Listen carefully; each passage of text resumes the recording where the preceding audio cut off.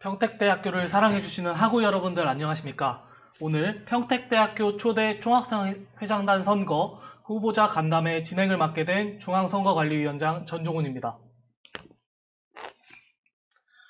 오늘 후보자 간담회는 목요일과 다르게 가볍게 진행되며 후보들이 편하게 질문을 답하는 간담회라는 점 참고하여 시청해 주시기 바랍니다. 오늘 저는 사회자이자 질문자로 참여하며 너무나도 무거운 분위기가 아닌 화목하게 문답을 진행하는 간담회가 되었으면 좋겠습니다. 지금부터 총학생회장단 후보자들을 소개해 드리도록 하겠습니다.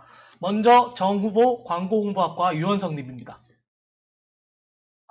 안녕하세요. 이번 선거에 정 후보로 출마한 광고홍보학과 유원석입니다. 다음으로는 부후보 아동청소년복지학과 조수민님이십니다. 안녕하십니까. 부후보로 출마하게 된 아동청소년복지학과 조수민입니다.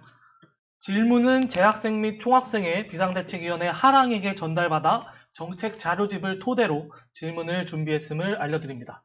그러면 이제 간담회 시작하도록 하겠습니다. 사실 너무나도 떨리실 것 같고 목요일도 사실 너무나도 떨린다는 여론이 주류로 이제 진행을 됐었는데 오늘은 최대한 긴장을 풀어드리기 위해서 앞에서 이제 가볍게 진행한다는 점을 알려드리고 시작을 하려고 합니다. 네, 그렇고요. 일단 프로필부터 살펴보시면서 진행을 하겠습니다. 정 후보는 광고홍보학과 1호학번 유원석 님이시고 부후보는 아동청소년복지학과 18학번 조수민 님이십니다. 우선 이제 정 후보님께 궁금한 게 먼저 있는데 네. 일단 1호학번이시고 네. 나이가 어느 정도 있으신 걸로 알고 있는데 네, 현재 군대 병역 상황이 어떻게 되시는지 네, 궁금합니다. 군필이고요. 네. 군필입니다. 군대를 갔다 오셨다고 하네요. 네. 일단 정 후보님 이제 2017년도에 이제 총학생회 평택대학교 총학생회 재건을 위한 재학생 연석회의 의장단으로 활동하신 걸로 알고 있는데 그때 이제 활동했던 내역들이 뭔지 아니면 그때 어떤 방식으로 활동을 하셨었는지 약간 궁금하거든요. 시청자들에게 알려드릴 수 있을까요? 일단 의장단에 참여하게 된 계기는 제가 그 당시에 학부사를 기자를 하고 있었기 때문에 학교 상황에 굉장히 관심이 많았었고요. 네. 그래서 이제 참여를 하게 됐고, 이제 저는 이제 기자 출신이다 보니까 네. 글을 쓰는데 좀 더 재능이 있어서, 그래서 이제 연석회의에서 서류로 이제 발송이 되는 그런 문서들을 이제 검토를 했었고요. 그 외에 촛불 집회 할 때 이제 집회가 끝나고 사진을 찍는다든지 그런 활동을 주로 했었습니다. 그러면 이제 그게 이어져서 2020년에 평택대학교 학보사 국장까지 재직을 하신 거고요. 그거는 조금 다른 얘기죠. 네, 그 연석회의는 그냥 총학생회가 재건이 된 시점에서 끝났고요. 학보사는 제가 이제 2017년도에 파업을 한 후에 계속해서 관심을 가지고 있었고, 그래서 제가 이번에 복학을 하게 되면서 그 재건이 되지 않은 상황이었기 때문에 학보사 재건을 따로 추진을 하게 된 겁니다. 아, 그러면 지금 이제 현재 학보사는 이제 국장에서 사퇴를 하고 후보를 지원을 하신 걸로 알고 있는데 그 이후에 학보사의 현재 미래 진행 상황은 어떻게 되는 건지 궁금하신 학우분들이 있을 것 같아요. 우선은 이제 올해 새로 학우님이 들어오셨고요. 그 학우님을 이제 제가 교육을 하고 있다가 제가 이제 이 선거에 나오면서 국장직을 사퇴를 해서 더 이상 교육을 진행할 수 없는 상황이니까 이제 학보사 출신의 졸업생과 연결을 해서 지금 기자 교육을 하고 있고요. 그 학생이 이제 앞으로 교육을 더 받고 기자로서 약간 책임감도 갖고 그리고 기사 작성 능력도 갖춘다면 충분히 그 학생이 국장 능력도 수행할 수 있을 거라고 생각합니다. 그러면 이제 학보사 이외에 리더 경험은 따로 가지고 계신 건가요? 아니면 이제 그 전에 과대를 했다거나 아니면 그 전에 다른 리더 경험을 하신 경험이 있는지 궁금합니다. 이제 제가 2학년 때 북과대를 한번 한 경험은 있는데 이렇게 몇천 명의 대표로 이렇게 나온 거는 이제 이번이 처음입니다. 네. 알겠습니다. 그럼 다음 부후보님께 질문 드리도록 하겠습니다. 이제 2018년도에 이제 여성가족부 국가 간 청소년 정책 파견을 나가셨다고 했는데 네. 이 활동은 이제 어떤 활동이었는지 하고 여러분께 알려주실 수 있나요? 여성가족부에서 실시한 청소년 국가 간 멕시코 파견에서는 대한민국의 청소년 정책과 멕시코의 청소년 정책을 가지고 서로의 정책에 대해서 교류를 하면서 정책 이외에도 문화 활동 같은 것을 교류하면서 그 나라의 문화와 다양한 것들을 이해하고 그런 활동을 하였습니다. 사실 이제 정 후보님은 1호학번이시고 부후보님은 이제 18학번이신데 사실 3학번과 한 학번 차이가 큰 이 대학 생활에서 사실 3학번 차이는 굉장히 크다고 느껴질 수 있는데 두 분이서 어떻게 함께 후보를 나가시게 되신 건지 궁금합니다. 우선은 지금 학내 상황이 굉장히 어지럽죠. 네, 그래서 맞습니다. 이제 그런 상황들을 지켜보면서 제가 개인적으로 이제 그러면은 총학생 회장으로서 출마를 할 수도 있겠다 이런 생각을 가지고 있었습니다. 그런 와중에 이제 그렇다고 혼자 출마를 할 수는 없기 때문에 네. 그러면 이제 같은 메이트로 달릴 사람을 찾다가 네. 우연히 좋게 계기를 만나서 그렇게 함께하게 됐고요. 우연한 계기로 이제 만나서 좋은 러닝메이트로 계기. 진행을 하게 됐다라는 말씀이시죠. 알겠습니다. 그럼 이제 이거는 이제 공통적으로 정 후보님, 부 후보님께 드릴 질문인데 이제 네. 출마 소견문을 보고 이제 제가 여러분들께 따로 드리는 질문인데 먼저 정 후보님부터 출마를 신청하게 된 이유가 어떤 건지 약간 학생들에게 얘기를 해주시면 학우들에게 도움이 많이 될 것 같습니다. 먼저 출마를 결심하게 된 계기는 크게 두 가지가 있는데, 일단 우선 저는 학교가 굉장히 좋았어요. 출마 소견문에도 있지만, 학교에서 굉장히 많은 시간을 보내면서 학교에 애정이 있었고요. 그래서 이제 학부사 활동도 하게 됐고요. 그런 과정에서 이제 학생이 아닌 다른 누군가가 학교를 계속 이렇게 안 좋게 만드니까 그것에 대해서 굉장히 회의감이 좀 들었고요. 그리고 다른 한 가지 이유는 이제 제가 학교를 너무 좋아하니까 그러면 학교에서 내가 어떤 역할을 수행할 수 있을지에 대해서 좀 개인적으로 고민을 많이 했습니다. 근데 이제 제가 그 당시에는 학보사 기자라는 이제 신분이 있었기 때문에 그래서 그러면은 이제 총학생회가 구성이 되면 이게 올바르게 운영이 될 수 있도록 감시자의 역할을 해야겠다는 생각을 했어요. 근데 이제 어느 날은 그런 회의감이 갑자기 들었습니다. 총학생회가 없다면 총학생회를 감시하는 것도 약간 모순적인 표현이 아닌가. 그래서 이렇게 될 거면은 차라리 내가 총학생회도 제대로 구성을 해서 운영이 제대로 될 수 있도록 만들고, 그리고 그러면 이제 다른 누군가가 감시자의 역할도 제대로 수행할 수 있는 그런 환경을 만들고 싶어서 이제 출마를 결심하게 되었습니다. 그러면 이제 부 후보님의 출마 소견문을 봤지만 이제 부 후보님이 후보를 신청하신 이유는 어떻게 됐는지 학우들에게 말씀해 주시기 바랍니다. 저는 정 후보님의 활동가에 비해 학교와 관련된 활동은 솔직히 한 경험이 별로 없습니다. 하지만 20살이 처음 돼서 대학교에 대한 로망과 그런 큰 기대를 부푼고 학교를 들어갔는데 생각보다 저는 재밌는 활동들이 정말 많았고 저는 이런 학교가 정말 좋았습니다. 학교 생활을 하면서 이제 학교와의 교류와 그런 경험들이 많다 보니까 문제점을 조금씩 발견하게 되었는데 예를 들어 작게는 강의실을 대관하거나 게시물을 부착하는 데 있어서 여러의 차례와 그런 어려운 차례가 있었다는 거에 불편함을 느꼈고 크게는 최근에 코로나19가 터진 상황에서 또한 노조의 파업으로 인해 우리가 수강 정정 기간과 추가 시간에 수강 신청을 제대로 하지 못하고 또 그거에 대한 대처 방안이 늦게 나왔다는 점에서 크게 불편함을 느꼈는데요. 그래서 이 불편함을 어떻게 해소할 수 있을까 고민을 했지만 그때 당시에는 방법이 없었습니다. 하지만 이 문제, 학생들을 대표하여 문제를 해결할 수 있는 사람이 필요하다는 그런 소리를 듣게 되었고, 그 문제를 해결하고자, 그리고 학생들을 대표하여 귀 기울여 들어주고 문제를 해결하고자 이 자리에 출마하게 되었습니다. 네, 사실 이제 부 후보님 이제 자기소개서를 보고 나서 학생들이 질문을 한 몇 가지 그게 있는데 일단 자소서에 이제 3가지 키워드로 네.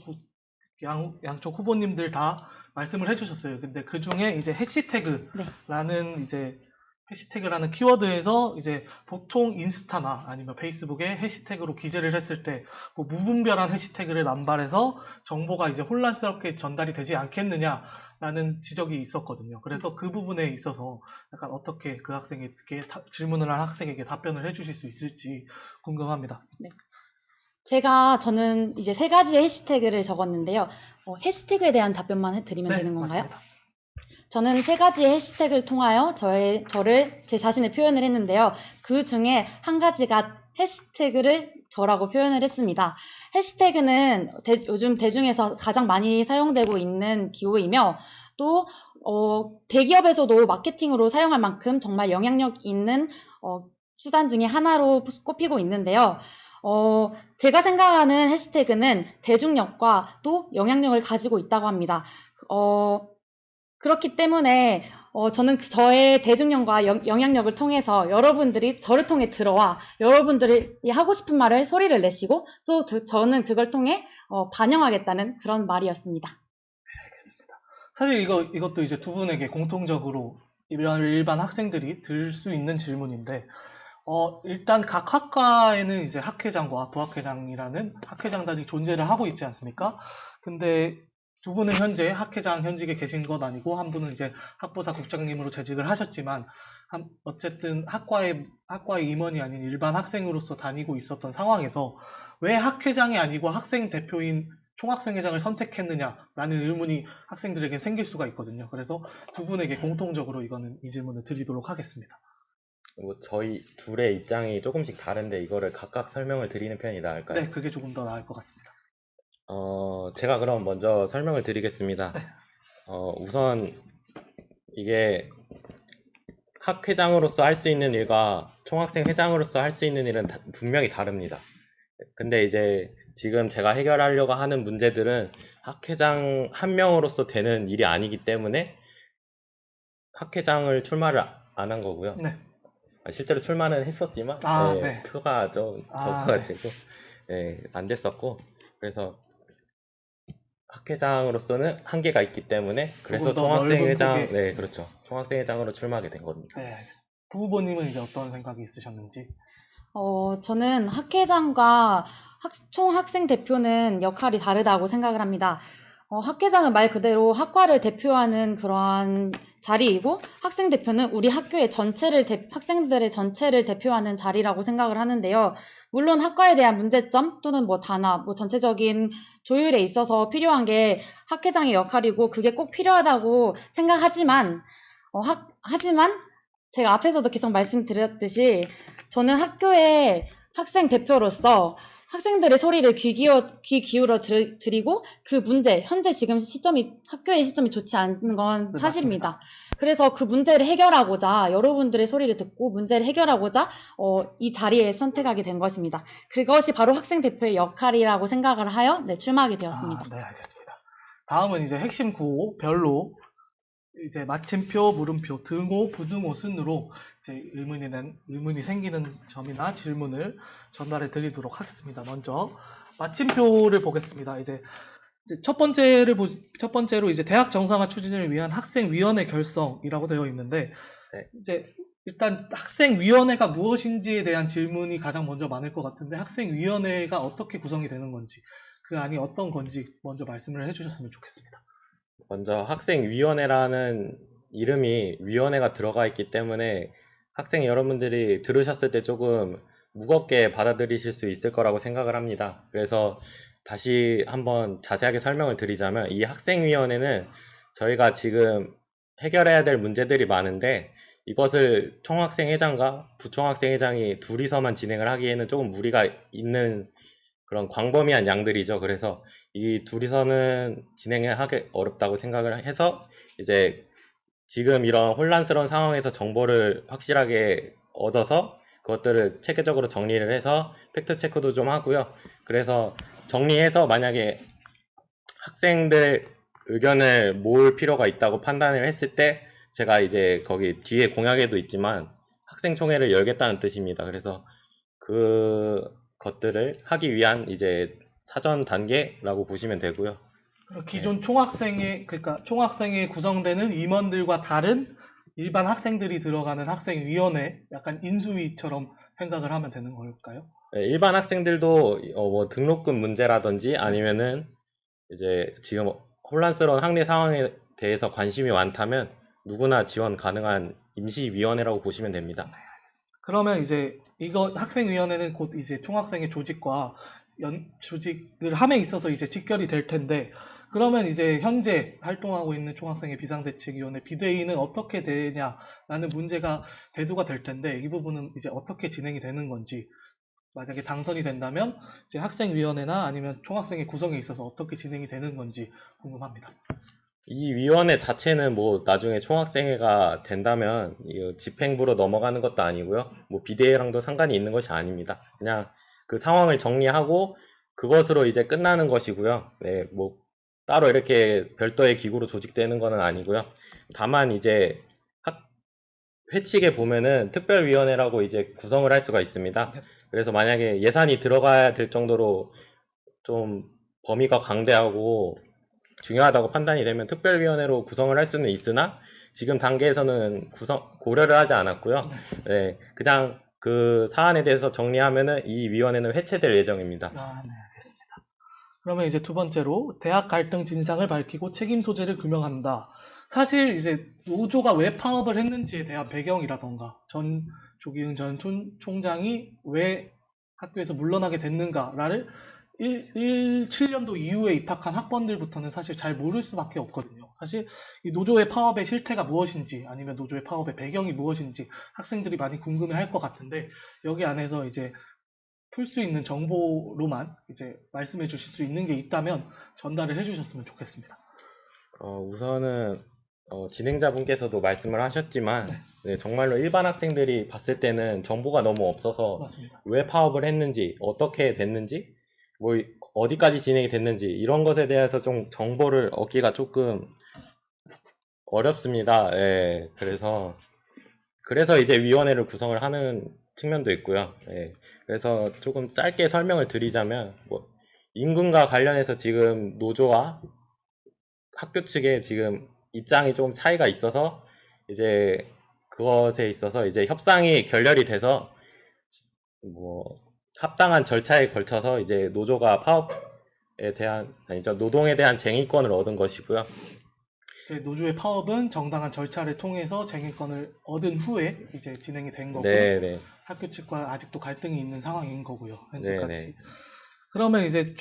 그러면 이제 어쨌든 총장 측의 잘못과 노조 측의 잘못과 현재까지 학교 상황이, 학내 갈등이 이렇게 심화된 배경이 있을 건데, 그 배경 자체는 아직까지 정보를 못 구하신 상태고, 이제 추후에 이제 총학생 회장이 되신다면 이제 총장이나 노조위원장한테 사과문을 받을 수 있느냐, 뭐 그런 거는 추후에 말씀하실 수 있는 문제겠네요. 네, 그렇죠. 사실일 관계가 먼저 규명이 돼야지 누구의 잘못인지를 따질 수 있기 때문에 지금 당장 답변 드리기는 조금 어려울 것 같습니다. 네, 알겠습니다. 다음에 세 번째로 대학 정상화 및 등록금 반환을 위한 전체 학생 총회 개최라고 되어 있는데, 사실 이제 여태까지 전체 학생 총회가 제가 알기로 제가 입학한 17년도 이후로는 한 번도 개최된 적이 없다고 알고 있습니다. 그리고 현재 코로나19로 인해 행사가 진행되기 어려운 상황도 있고요. 그래서 이제 2학기 때나 아니면 이제 당선이 되고 뭐 1학기 임기는 많이 남지 않았기 때문에 2학기 때나 행사를 진행할 때 코로나19에 대한 방역책이라던가 아니면 코로나19에 대해 어떻게 행사가 진행될 것이냐라고 궁금해하시는 학우분들이 굉장히 많았거든요. 그래서 이 부분에 대해서는 어떻게 답변을 해주실 수 있을지 궁금합니다. 만약에 2학기 때 이제 학교에 저희가 들어오게 된다면, 네. 일단 코로나19의 상황을 이제 정부의 상황을 보고 나서 방역을 필요한다면 저희는 이제 방역 처리를 할 예정이고요. 그 외의 일정에 대해서는 일단 아직 저희 2학기 학사 일정이 등록이 되어 있지 않기 때문에, 맞습니다. 저희가 만약에 방학 중에 그게 조정이 된다면 저희도 학생 대표가 참가하여 그 일정이 어떻게 되는지 함께 논의하고 그거를 추후 학생들에게 공지로 알려드리도록 하겠습니다. 다음에 대학 접해 세력 규명 및 청산. 그러면 현재까지 뭐 후보자님들이 보고 있는 대학의 적폐 세력이 누군지 아니면 어떤 세력이라고 생각하시는지 조금의 의견을 말씀해 줄 수 있을까요? 네, 일단 지금 학내에서 적폐하는 얘기는 많은데 사실 규명하기는 조금 어렵잖아요. 그래서 이제 저희 나름대로 이제 정의를 조금 내려봤습니다. 그래서 저희가 의논을 해본 결과 학생에게 피해를 입히고 나서 이제 사과를 하지 않았거나 책임을 지지 않은 사람들을 이제 저희가 적폐 세력으로 규명을 했습니다. 그래서 뭐 크게 두 가지 사안에 대해서 이제 저희가 평가를 할 텐데요. 첫 번째는 이제 대학 구조 개혁 평가에 D등급을 받았을 때 그때 이제 관련직에 계셨던 분들이고요. 그리고 두 번째는 이제 교내 비리, 예를 들어서 뭐 재정 관련 비리들이 있었겠죠. 그때 이제 관련직에 계셨던 분들에게 책임을 좀 묻고 싶습니다. 네. 네, 알겠습니다. 그다음에 이제 다섯 번째로 팩트체크 시스템 및 학내 상황 정기적 브리핑. 이거는 이제 학보사와 협업이 돼서 진행이 되는 건가요?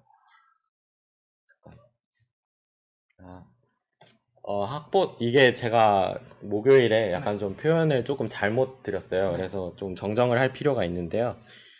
이 팩트체크 시스템 및 학내 상황 정기적 브리핑 이거는 사실 학부사만이 할 수 있는 그런 건 아닙니다. 네.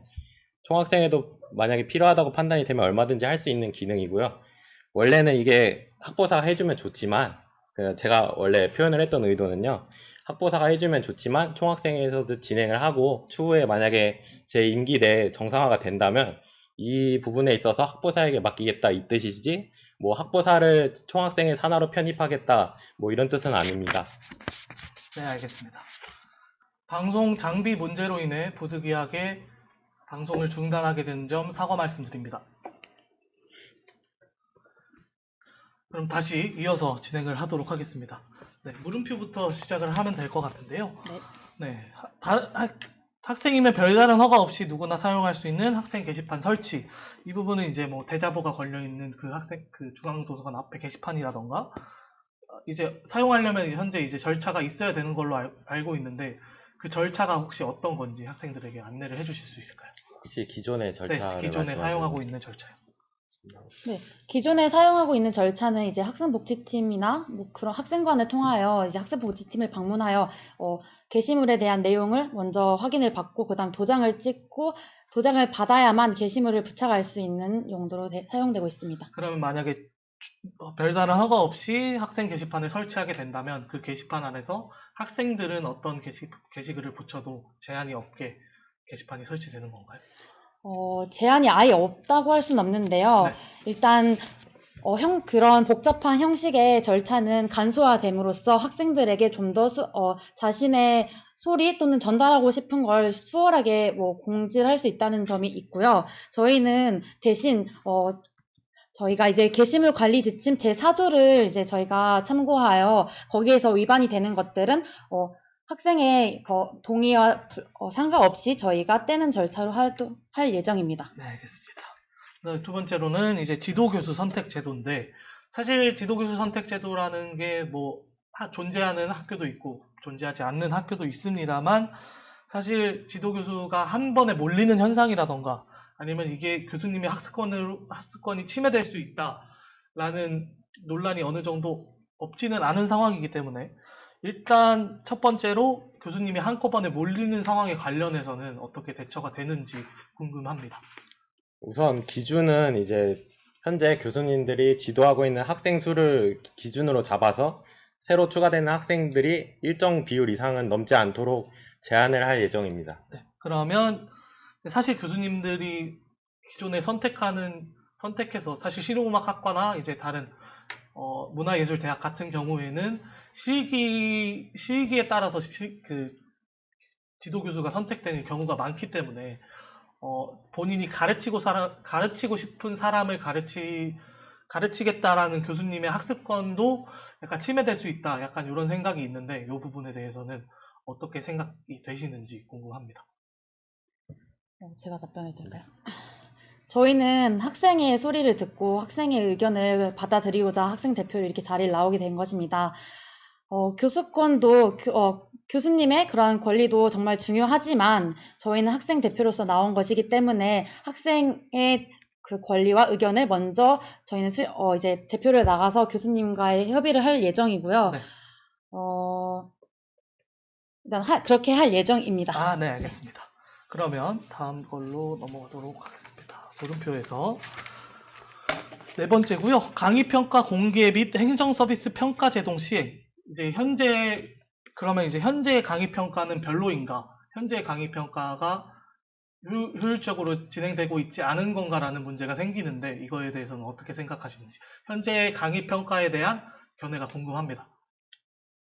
현재 강의 평가는 이제 학생들이 직접 하고 있긴 하지만 결과를 저희가 확인을 할 수 없기 때문에 그런 부분에 있어서 저희가 뭐라고 이렇게 확답을 드리기는 조금 곤란할 것 같습니다. 네, 알겠습니다. 그 다음에 세 번째 보시면 이후 자치공간과 휴게시설이 충분한지 검토하고 노후된 시설을 점검, 주 단과대 및 건물 배정을 위한 사전 작업 진행.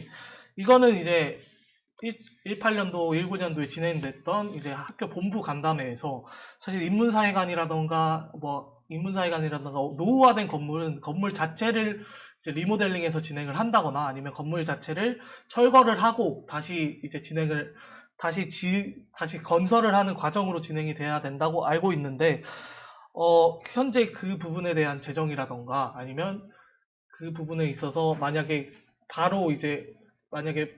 철거가 되거나 아니면 그 건물 자체를 리모델링 하는 공사하는 기간 동안 사라지는 공간에 관해서는 이제 어떻게 배정이 되는지 궁금합니다. 네, 그런 부분에 있어서는 공간조정위원회를 저희가 모여서 학생 대표들도 이제 그곳에 조정위원회에 들어가요. 학내 강의실, 그런 학과, 단과들 그런 네. 강의실을 저희가 조정위원회 회의를 통해서 배정을 할 예정입니다. 혹시 괜찮다면 이 공간조정위원회에 대해서 예시를 들어가면서 조금 설명을 드리고 싶은데 괜찮을까요? 네, 설명해 주십시오. 저희가 이번에 사례로 조사한 것은 이제 유니스트라고 울산과학기술원의 사례를 저희가 조사를 했거든요. 그래서 공간조정위원회라고 따로 명시가 되어 있습니다. 네. 규정이. 그래서 근거는 공간조정위원회 규정에 의하고 있고요. 그리고 연간 운영 횟수는 위원장이 필요할 때마다 소집을 하는 걸로 되어 있습니다. 그리고 이 공간조정위원회를 구성하는 위원 구성은 기획처장, 교무처장, 행정처장을 당연직 위원으로 하며 총장이 추천하는 5인의 교원이라고 명시가 되어 있는데요. 이 교원 같은 경우에는 확인을 해보니까 실제로 이제 학생들이 참여를 하는 거더라고요. 네. 그리고 이제 이 위원회가 어떠한 역할을 하게 되냐면 합리적인 공간 배치 및 활용, 공간 사용에 관한 조정 및 용도, 구조 변경에 관한 승인, 교무위원회 총장에게 원규, 재개정 및 폐지 검토 의견 제시 이런 역할들을 지금 공간조정위원회가 하고 있고요. 네. 네, 이러한 모델을 바탕으로 저희도 공간조정위원회를 구성할 계획을 갖고 있습니다. 이제 그러면 이제 각 과에서 사용하는 비용이 다르거나 그런 부분은 공간조정위원회에서 구성을 해서 그 안에서 협의를 통해 거치면 된다라는 말씀으로 학우들이 이해하고 넘어가면 될 것 같습니다. 다음은 이제 등호입니다. 수평적 한내 논의구조 형성에서 이제 대학 정상화위원회, 대학 평의위원회, 등록금 심의위원회, 강의평가위원회 등 이제 각종 위원회들, 학교 이제 이사회 회의라던가 그런 부분들에 이제 학생이 배부가 안 되어 있지는 않은 걸로 알고 있는데, 이제 수평적 한내 논의구조 형성에서는 동등하게 의견을 낼 수 있는 여건을 조성한다라고 하셔서, 이제 이 부분이 어떻게 인원을 늘린다는 것인가, 아니면 그 안에서의 발언권을 다르게 진행을 한다는 것인지, 어떻게 진행을 한다는 것인지 약간 구체적으로 궁금합니다. 현재 진행되고 있는 위원회 구성은 다른 기존의 학교 교직원 또는 다른 이사님들에 비해 학생의 비율이 좀 더 적은 편에 속하고 있습니다. 네. 그래서 그분들과 비율을 동등하게 하겠다는 말입니다. 네. 즉 이제 학생의 참여를 수를 늘린다는 그 말입니다. 네, 알겠습니다. 그 다음에 두 번째로 단과대학 학생이 선거를 실시하여 학생정치 역량 강화.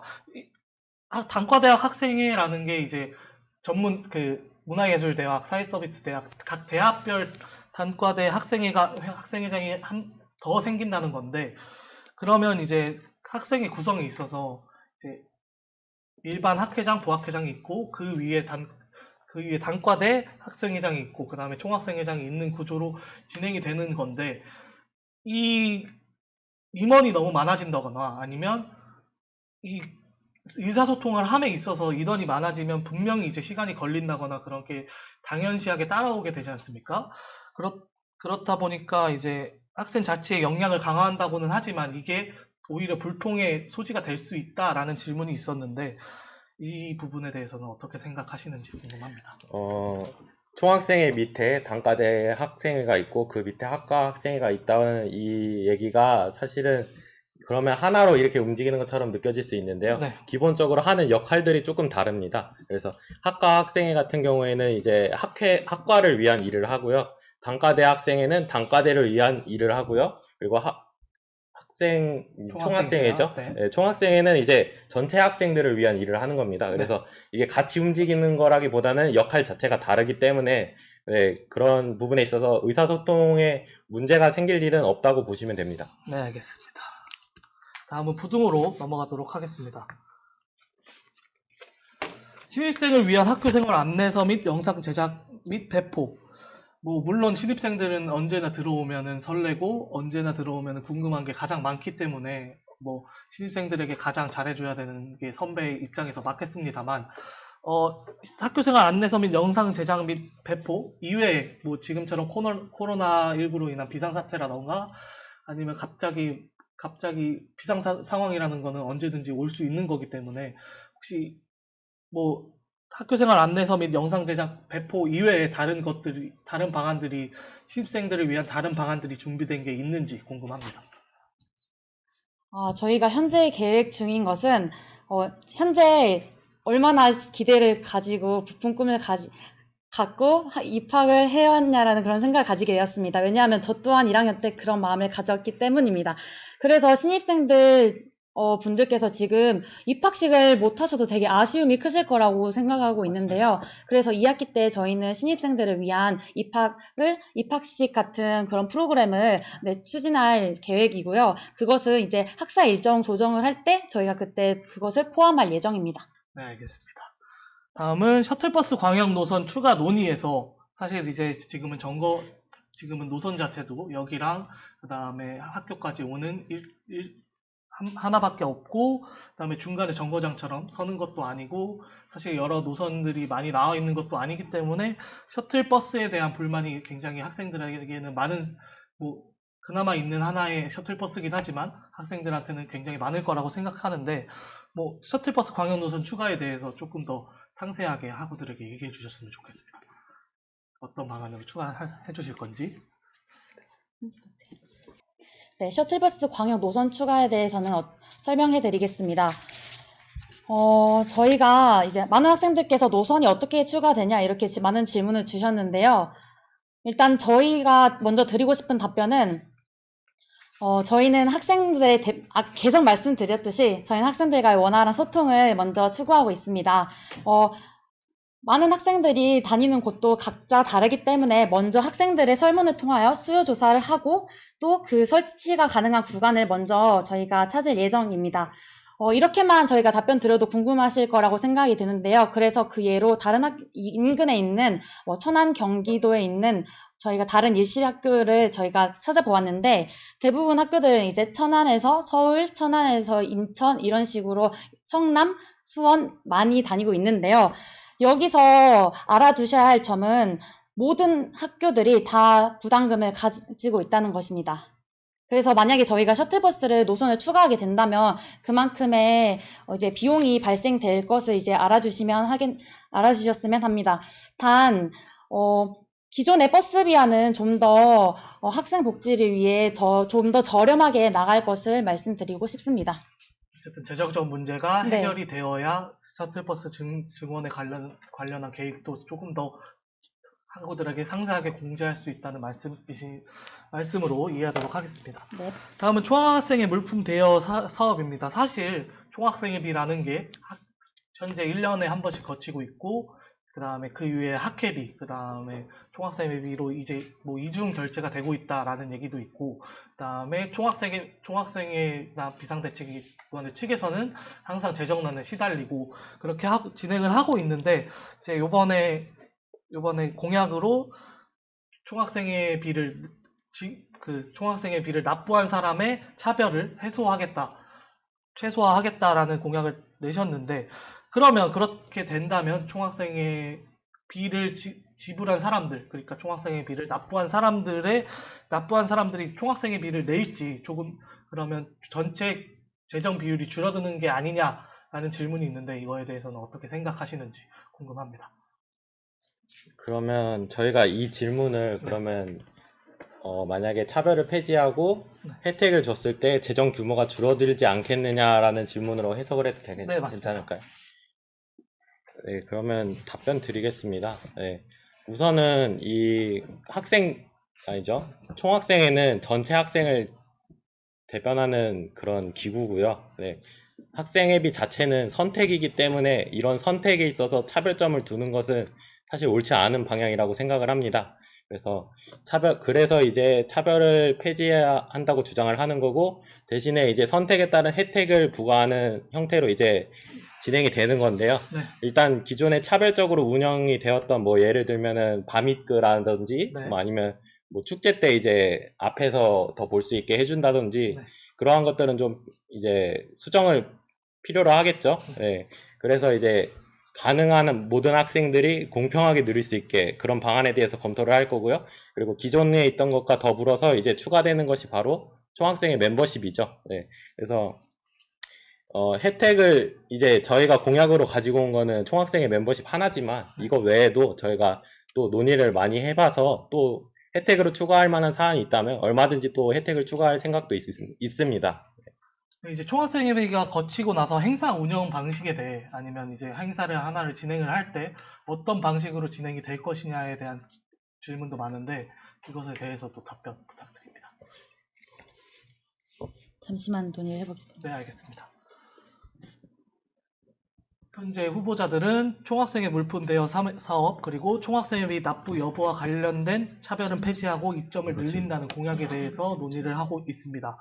현재 행사 운영 방식에 대한 답변을 논의를 하고 있고요. 그 이후로 이제 납부율을 높이는 방법이라던가, 그 다음에 총학생회 멤버십에 관련한 질문이 이어질 것 같습니다. 네, 답변 준비되셨나요? 네, 답변해 주십시오.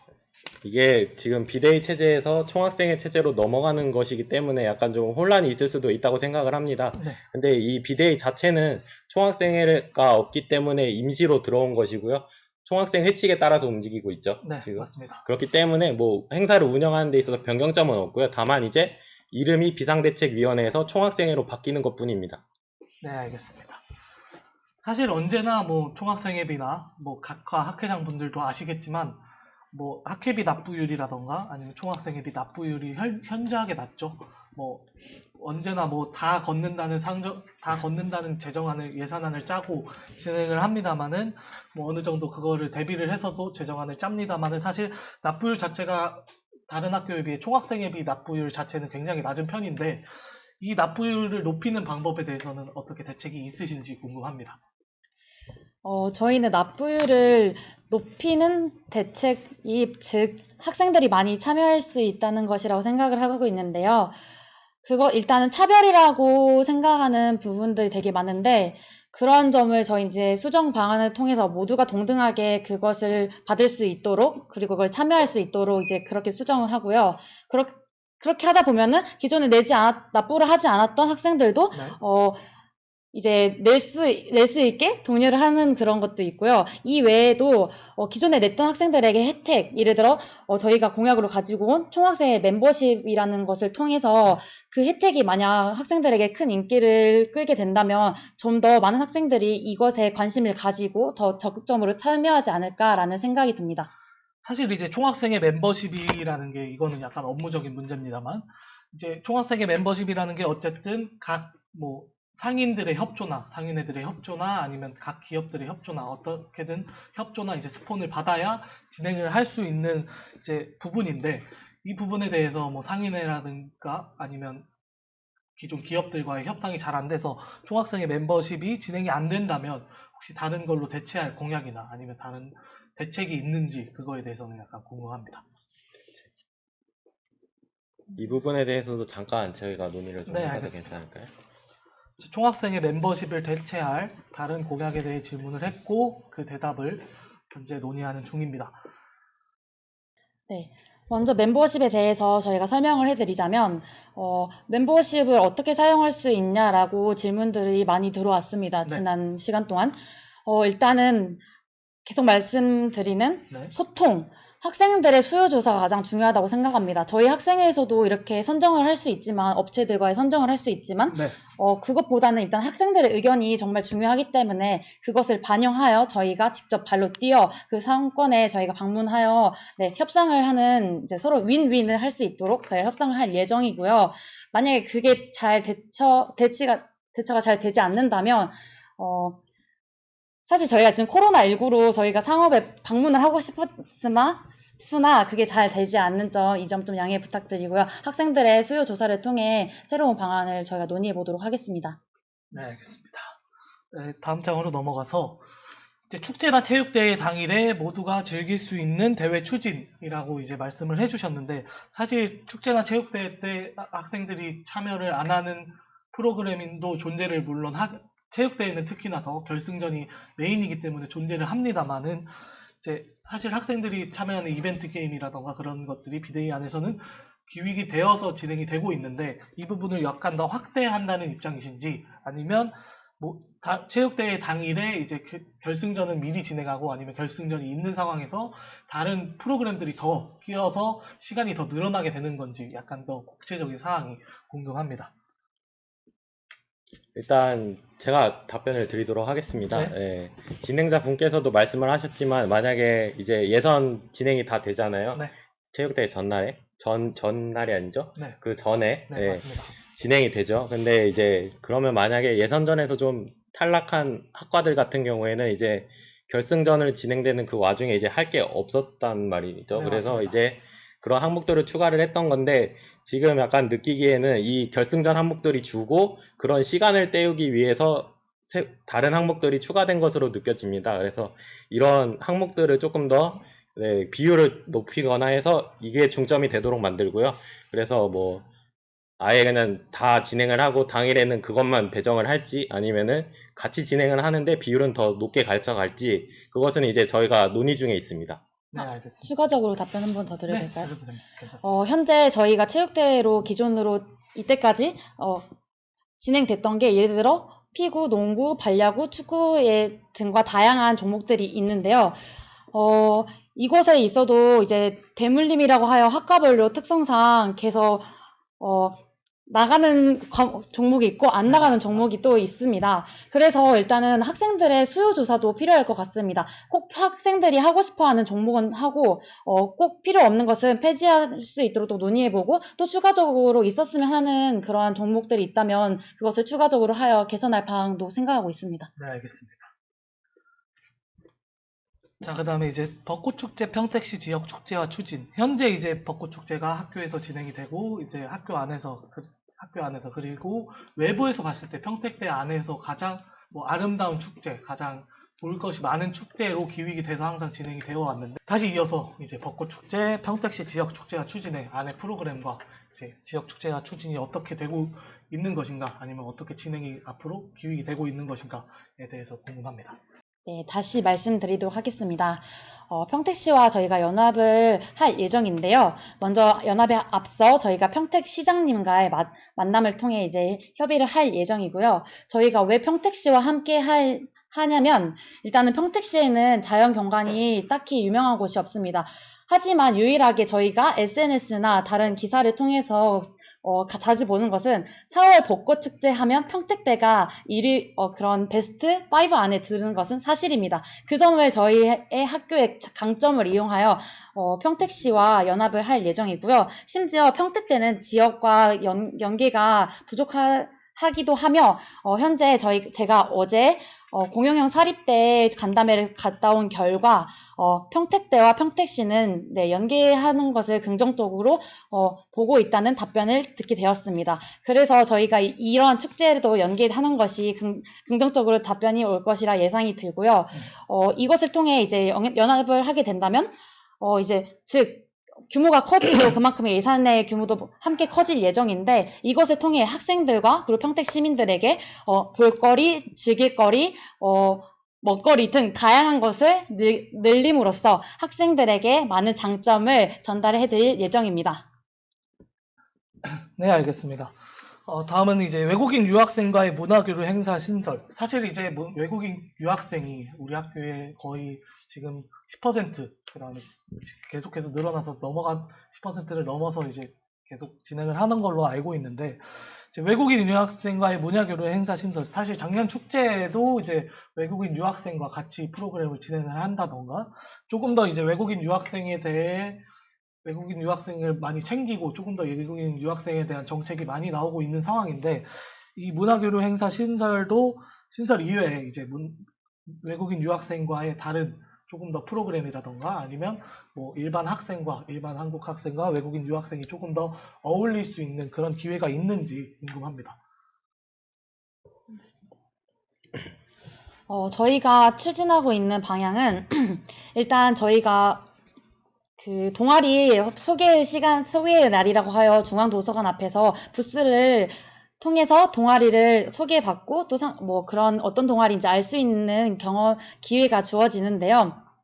그런 거와 같이 이제 저희도 그런 중앙도서관 앞에 부스를 설치하여 각 나라의 외국인들과의 문화 교류 또는 소통을 통해서 한국 학생들과의 교류를 할 수 있도록, 그리고 또 중간중간 작은 이벤트를 넣어 재미있는 그런 프로그램을 진행할 수 있도록 할 예정이고요. 이외에도 저희 학교에 외국인 학생과 함께하는 멘토링 같은 것을 좀 더 강화시켜 외국인 학생들과 한국 학생들이 좀 더 소통하고 교류할 수 있는 기회의 장을 만들 예정입니다. 사실 뭐 언제나 공직에 있는 사람으로서, 아니면 이제 뭐 저희가 공직은 아닙니다만 이제 공직에 준하는 자리에 있는 각 학회장단, 그 다음에 이제 말씀하신 단과대 학생회장, 그 다음에 총학생회장단, 뭐 모두가 지켜야 될 문제겠지만, 재정의 투명성, 사실 가장 중요한 부분인데, 재정의 투명성을 학생들에게 어떻게 보여주실 건지 그 방안이 궁금합니다. 사실 이 부분에 대해서는 저희 공약에 설명을 드릴 때 학생회 홈페이지 설립과 관련해서 설명을 먼저 드렸었습니다. 그래서 학생회 홈페이지에 이제 예산 공개라든지 뭐 정보 공개란을 신설을 해서 뭐 주기적으로 예를 들어서 뭐 한 달마다 업데이트를 한다든지 그런 식으로 약간 학생들이 뭐 별도의 절차 없이도 그냥 들어가서 볼 수 있게 그렇게 게시할 예정입니다. 네, 알겠습니다. 추가적으로 답변 드려도 될까요? 네. 추가적으로 혹시 이 외에도 만약에 학생분들께서 저희가 총학생회가 만들어진다면 학생분께서 저희가 필요로 요청을 하신다면 저희는 그 자리에서 바로 공유를 할 수 있도록 조치하겠습니다. 네, 알겠습니다. 사실 이제 대화를 통해서 문제가 해결이 된다면 가장 좋겠지만, 이건 뭐 현실에서도 자주 일어나는 문제인데, 대화를 통해 문제 해결이 안 된 경우도 실제로 학교 본부나 노조 측에도 많았고, 그때 일을 하면서 제가 개인적으로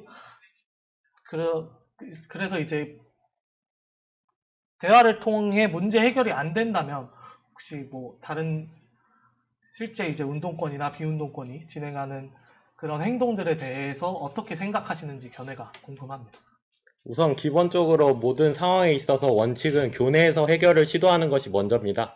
네, 뭐 교회 이제 외부 단체와 협약을 해서 뭐 이 사태를 해결하겠다 이게 아니고요. 네. 먼저 학내 구성원들끼리 논의를 하는 게 먼저겠죠. 네, 그래서 이제 대화를 시도를 해서 그렇게 해결이 되면 좋겠지만, 네, 만약에 안 될 경우에는 이제 어디까지 총학생회가 활동을 할 수 있는지를 먼저 찾아봐야겠죠. 네, 그래서 위법하지 않는 선에서 네, 대처를 할 계획이고요. 이 질문 자체가 어떤 상황을 한정하기보다는 포괄적인 질문이었기 때문에 네, 이 정도로만 답변이 가능할 것 같습니다. 네, 알겠습니다. 세칙에 있어서 50% 투표율이 이상이 돼야 선사가 된다는 선사가 된다는 이제 규정이 있는데, 뭐 연석회의 때 만드신 부분이지만, 이제 연석회의 때 만들어졌던 부분이지만, 이 세칙과 그 다음에 학생 회칙, 뭐 학생들이 정확하게 읽어보거나 이제 확실하게 나온 건 아니겠습니다만, 이제 이 부분을 어떤 방향으로 개정해 나갈 생각이신지 그 견해가 궁금합니다. 이게 처음 이제 제정이 될 때는 네. 약간 저희끼리 논의를 했던 게 50%는 넘어야 이제 학생 대표로서 얘기할 수 있지 않나 이렇게 얘기를 했었거든요. 그때 네. 당시에 내부에서. 근데 지금 현재 상황을 보면은 그때 2017년도에 첫 선거 이후에도 계속 총학생회가 구성이 안 되고 있고 투표율로 인해서 이제 투표함 개봉조차 못하는 그런 상황이 있었습니다. 네. 그래서 만약에 이번에 이제 50%를 넘어서 만약에 당선 여부가 이제 판결을 날 수 있다면 그러면은 이제 그런 상황은 이제 온라인 투표라는 특수한 조건 때문에 이제 됐다고 보거든요. 그래서 네. 이런 부분에 있어서 뭐 50%를 비율을 낮춘다든지 네. 아니면 뭐 표현을 정정을 해서 네. 좀 더 총학생회가 기존보다 잘 구성이 될 수 있게 구성이 쉽도록 그렇게 개정할 생각은 가지고 있습니다. 네, 알겠습니다. 뭐 질문, 아니요. 답변 더 하실 거. 네. 이제 지금은 이제 실시간으로 올라온 댓글인데, 뭐 아까 말씀드렸다시피 셔틀버스 노선이 학교에서 바로 역으로 가는 동선인데 거기에 중간에 내릴 수 있는 역을 하나 만드는 거 어떻게 생각하냐라는 답변은 아까 뭐 후보님께서 하셨지만 재정의 문제가 학교 본부와 그다음에 각종 재정 문제들이 해결이 돼야 노선을 늘린다거나 아니면 노선을 늘린다거나 중간에 정차역을 하나 만든다거나 하는 문제가 해결될 수 있다라는 답변을 받았습니다.